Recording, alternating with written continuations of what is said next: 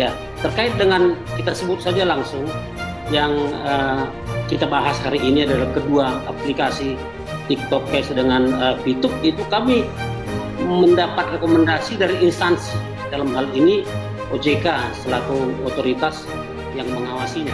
Assalamualaikum warahmatullahi wabarakatuh. Selamat sore, salam sejahtera bagi kita semua.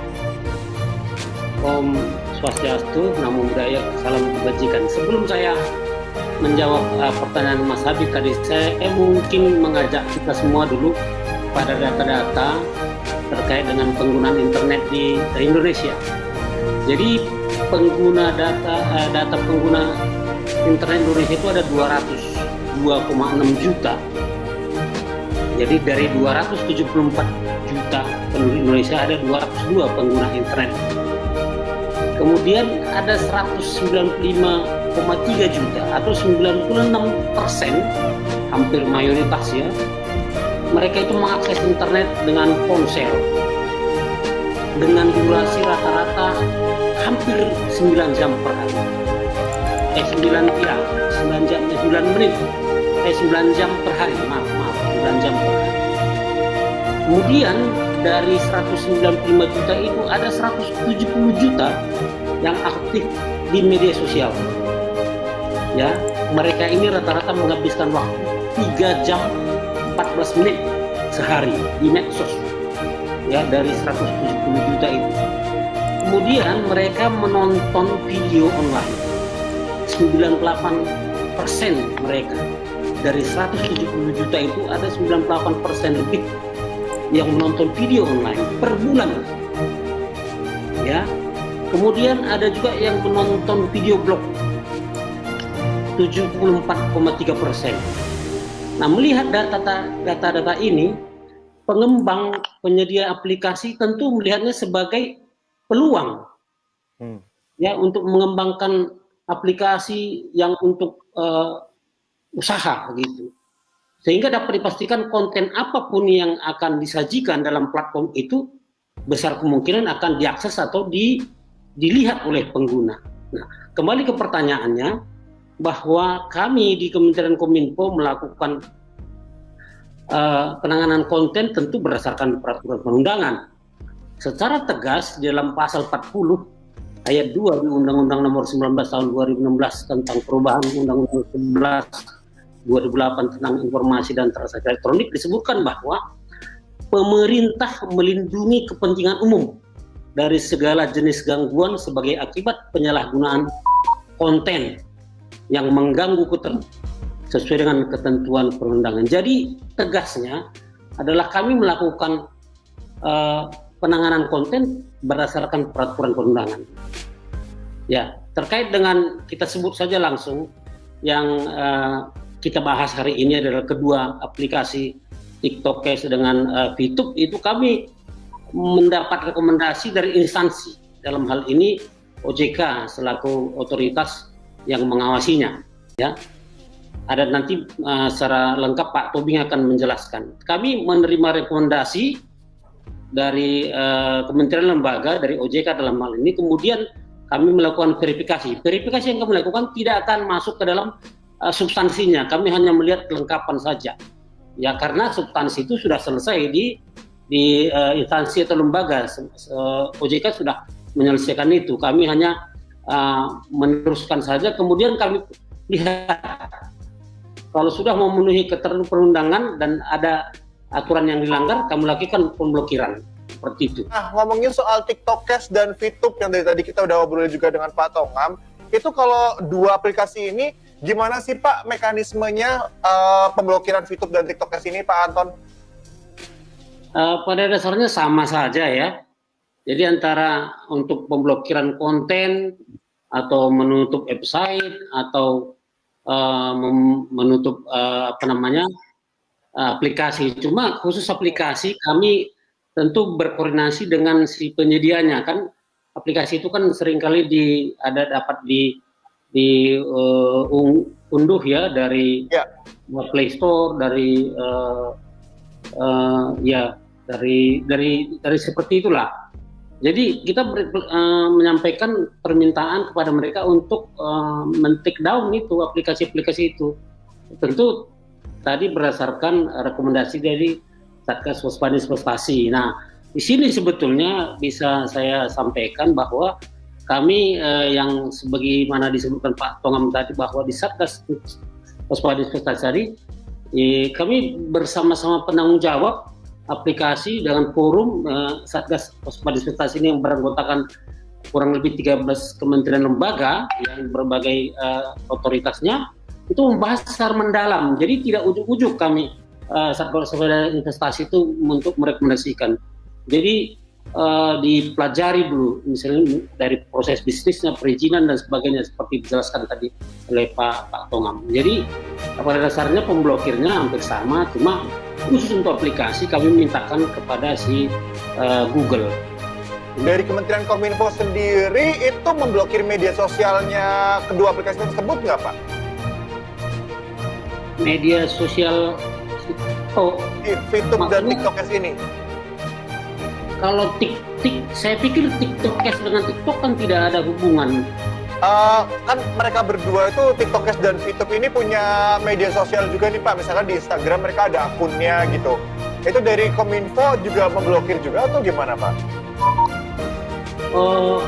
Sepertinya belum sampai ke situ ya. Tetapi begini, terkait dengan VTube ini ada beberapa aplikasi kami blokir. Ada domain masuk kami, domain ada tanggal 15 April 2020 kami telah lakukan blokir terhadap 3 domainnya, ada apps_VTube.com, ada VTubeapps.id, ada business_VTube.com. Nah, kemudian sekali berikutnya kami blokir lagi, ada 2, VTube.apps, kemudian ftech.id.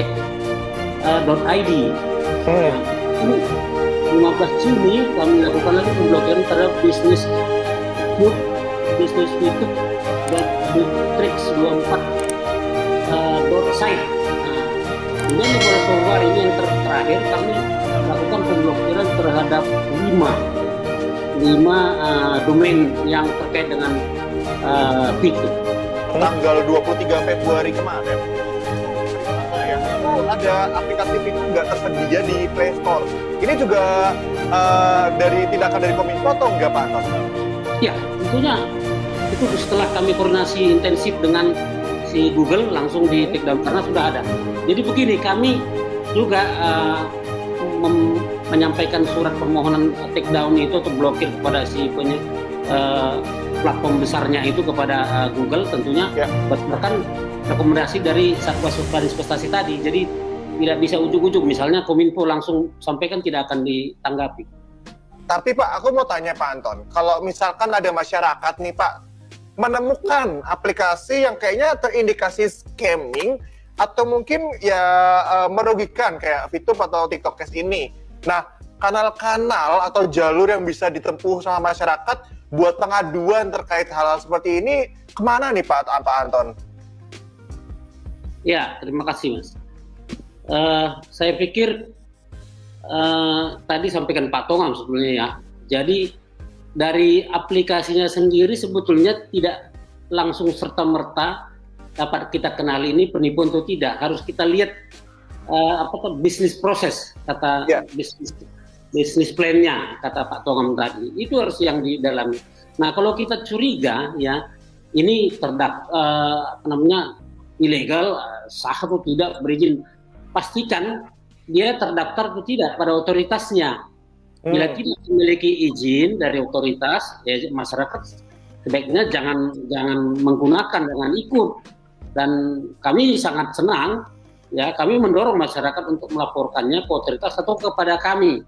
Dapat juga kepada kami melalui aduankonten.id.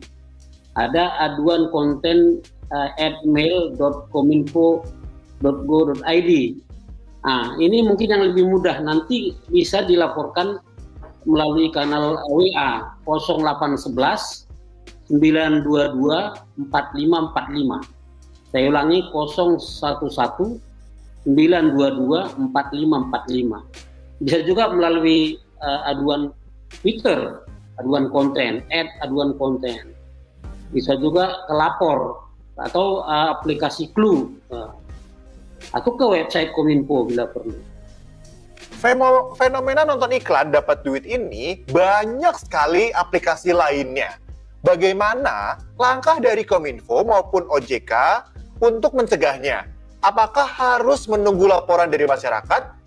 Ya, silakan. Memang ada beberapa aplikasi yang tanpa menunggu laporan masyarakat kami aktif, mungkin karena terus terang juga itu berdasarkan laporan juga dari masyarakat, dan tapi tanpa harus menunggu diputuskan di rapat-rapat resmi, langsung diambil tindakan dulu dalam rangka pencegahan untuk mencegah supaya jangan terlalu banyak nanti kerugian di masyarakat. Apakah kerugian bagi masyarakat itu sendiri dianggap sangat mengkhawatirkan atau bahaya sehingga pemerintah perlu melakukan tindakan penegakan hukum untuk VTube dan TikTok Cash? Saya pikir bagus pertanyaannya ya. Karena memang saya terus terang, saya juga mendapat laporan karena ada ini masih saudara juga, dia udah ikut VTube itu, dia nonton sudah ini, saya tanya apakah ada menguntungkan nggak? Ya menguntungkan sih tidak bang katanya, tapi bisa membantu lah untuk menambah katanya gitu. Tapi saya katakan sekali lagi itu tidak ada izin, itu harus dihentikan oleh kami. Nah begini Mas Hadi, kalau nanti kami biarkan ternyata ada dirugikan, ini kan sebelum ada yang teriak nih dirugikan, sehingga aman-aman aja. Jadi begitu ada yang dirugikan, tentu pemerintah juga nanti, seperti kata Pak Tom tadi, nanti orang malah mengklaim ke SBY nanti, Pak kembalikan uang saya yang telah masuk sekian juta gitu kan, karena ya untung bagi-bagi kata Pak Tom tadi kan, ya seperti itu. Jadi ini dalam rangka pencegahan sebetulnya, kan mencegah lebih baik daripada mengobati sebetulnya kan. Begitu nanti sudah besar ternyata dia udah banyak yang dia dirugikan, tidak kembali pula, nah kan makin besar kerugiannya. Jadi dalam rangka pencegahan sedini mungkin kami lakukan ini. Jadi tindakan hukum ini sebetulnya dalam rangka pencegahan, untuk mencegah supaya jangan ada kerugian lainnya. Jadi ada analogi seperti ini. Ketika hakim memutuskan menghukum seorang pencuri kuda, jadi hakim mengatakan, saya hukum Anda supaya kuda-kuda orang lain jangan tercuri. Seperti itulah. Terima kasih.